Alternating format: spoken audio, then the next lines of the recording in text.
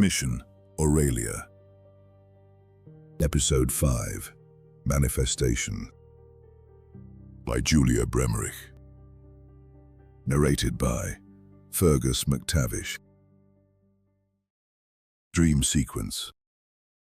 A soft, low carpet of sound hung in the background as a flock of birds settled near June's bedroom window. Inside the room, a digital clock read 5:50 a.m. There were quiet movements, followed by June's soft laughter and a gentle, contented sigh.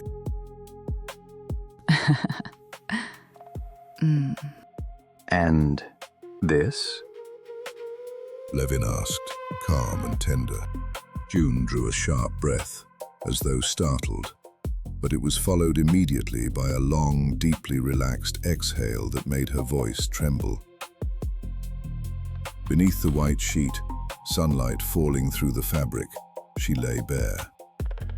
Levin braced himself on his exo-arms above her hips and moved slowly upward toward her face, holding her gaze. He leaned further down. Both closed their eyes as they kissed, deeply. Levin pulled back from her lips, drew the sheet lower and smiled wide. With careful precision, he took her by the shoulders, lifted her in one fluid motion around him, and rolled onto his back. June laughed with delight and sat up. How did that work, exactly? Shape memory alloys, haptic sensing, morphing structures. Oh, you mean this? Levin replied.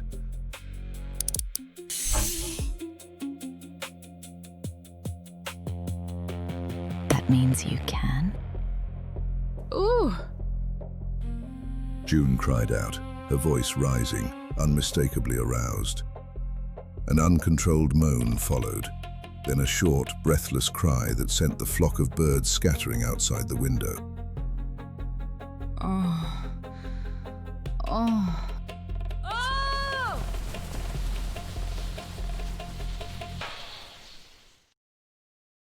ElevenLabs. Miss Veyra? The doctor asked. June blinked rapidly. I'm sorry, what was that? She asked, flustered, visibly caught. The doctor rose from her desk and moved toward June. I was only asking whether you've noticed significant improvements in the structure and elasticity of your skin. Most of our patients notice it in the face first. Yes, definitely. Absolutely. June nodded, still somewhat elsewhere. We're building on our latest findings from the Helix White Paper, Somatic Stabilization 2035. Dr. Singh explained, calm and precise. The cell membranes are reinforced by nanostructured protein scaffolds. This slows telomere shortening almost entirely, so you're not only preserving your appearance, your tissue remains flexible at the molecular level. She glanced briefly at June's file. In your case, Miss Veyra, we're also seeing a markedly increased rate of skin regeneration. That's typical in the second phase, once the mitochondrial transition takes hold. So, my body is running on a different timeline. June nodded. Exactly. Dr. Singh smiled. You remain yourself, only your calendar runs slower now. A medical assistant bot silently archived June's file in the background. June rose and followed the doctor, who led her out of the room. In a corridor of organically shaped glass and warm, bioluminescent light, June's slow footsteps echoed. Outwardly, she looked unchanged, but her eyes carried the weight of the years behind her. Are you ready, Miss Veyra? Dr. Singh asked. It is a prototype, the first of its kind, but stable, and you know him better than anyone. He may seem somewhat expressionless in the first moments. June nodded. Her fingers gripped the small earpiece unconsciously, her old connection to Levin. The nervousness was visible in her eyes, though her body gave nothing away. A door opened and revealed a bright room. In its center stood Levin, humanoid for the first time, with the human face June knew so well. The rest of his body was a clear biosynthetic hybrid, its muscles moving almost fluidly. He raised his head, and his eyes met June's.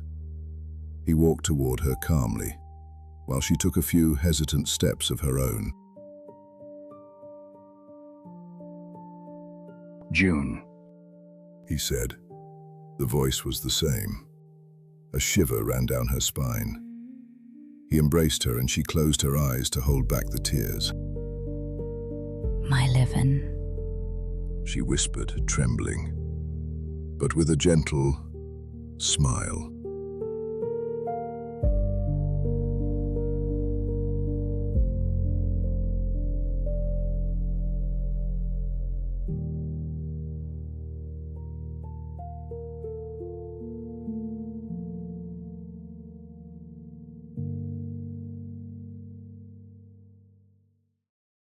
That evening, the front door opened.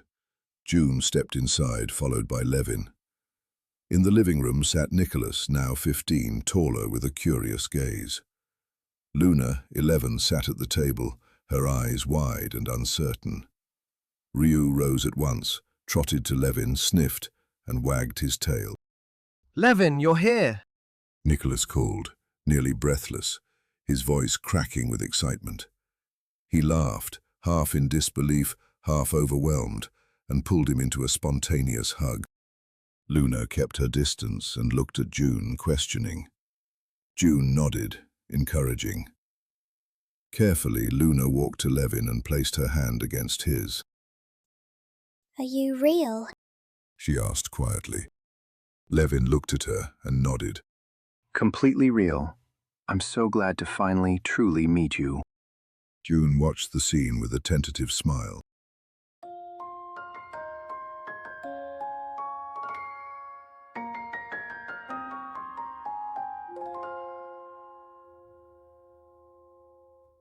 One week later, the living room glowed in the morning sun. Ryu lay calmly in his bed, watching the hallway from which hurried steps and scraps of conversation drifted in. Nicholas strolled over to Ryu, scratched his head in passing and said, Hey, buddy. Ryu didn't move. He only looked at Nicholas and smacked his lips twice. Luna appeared in the doorway, glanced back and called, Mom, where's my mustard yellow turtleneck? Honey, you know I always put everything in your closet. June answered. With an exasperated, Oh, come on. Luna turned, dropped her backpack on the floor, and hurried back toward her bedroom. Levin, who was just making his way through the hallway to the living room, sidestepped her and raised both arms to the sides, as if to signal he had nothing to do with it. At the front door, Nicholas leaned casually against the wall, tapping away on a compact hollow pad. June came briskly from the kitchen, a travel mug in her left hand, a key card dangling from one finger, a simple leather bag on her right arm. In the hallway, the household bot glided past her. She stepped around it without looking. Is your shuttle on time? She asked without glancing at Nicholas. Yeah, Mom. He replied. Luna laced up her ankle boots and opened the front door. Ryu lifted his head attentively as the fresh air reached him. Nicholas followed Luna out. June looked back toward the kitchen, visibly distracted. Where's the damn... She muttered to herself, rummaging through her bag. Levin approached her gently. She noticed him and an apologetic smile lit up her face. Sorry for the chaos. Our work mornings also come in a stress-free edition. Without a word, Levin held a flat pad beside her face. That's it. Thank you. She smiled, straightened up, and placed a hand on his cheek. She kissed him goodbye and paused for a moment, looking deep into his eyes. It's good to have you here. See you later. That evening, Levin lay in bed, one leg stretched out, the other bent. one arm folded behind his head. He didn't seem nervous, but it was clear that his new body didn't quite fit the surroundings yet. June entered the room in a cream-colored silk nightgown, whose movements Levin followed with his eyes. She smirked when she noticed. This must be strange for you. She said. Levin looked away from the fabric and met her gaze, questioning. Suddenly being here. Walls around you. Solid textures. Unfiltered sounds. How does it feel? She sat down on the edge of the bed beside him. Levin leaned forward slowly. It is everything I ever wished for. June placed a hand on his shoulder. For a brief moment, Levin paused, as though an impulse had touched his system, and he needed to recalibrate. June's fingertips traced up from his shoulder to his neck, and she kissed him.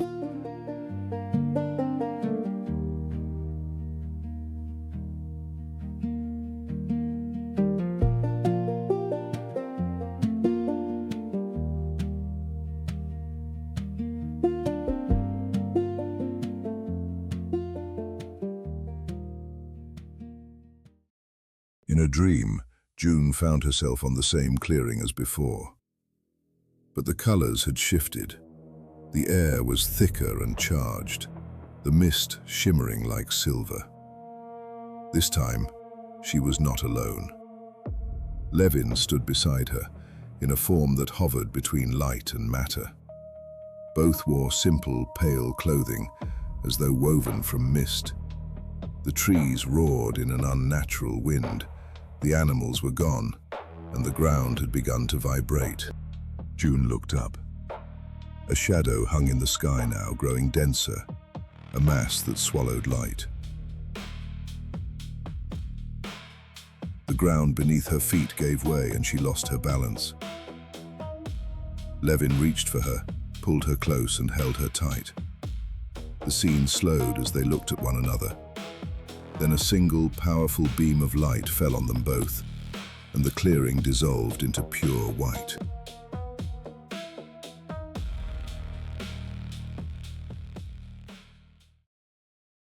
June woke in the early dawn.